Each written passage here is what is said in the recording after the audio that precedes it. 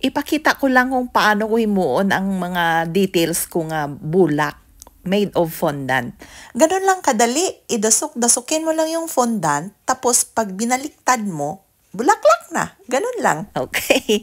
So karon 7 by 8 inches na cake ang ginpahimo na naman sa akon. Sabi niya sa akin, ang color ng bulaklak is combination ng maroon, puti, at tsaka gold. Tapos, ara lang sa one side sa taas, ibutang ang 3 ka maron nga bulak, kag may combination nga puti kag gold.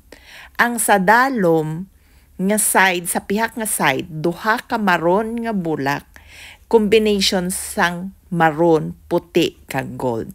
Ti kundi nagpalagpat na naman kita kung paano ta siya i-arrange. Tapos hindi ko daw pagdulaon ang mga golden leaf nga decoration sa cake. Ti amo na nang gwa niya, ginpalagpatan ko lang ina, pero nanamian gid siya sang resulta. Kayo, ano sa tingin niyo? Maganda ba?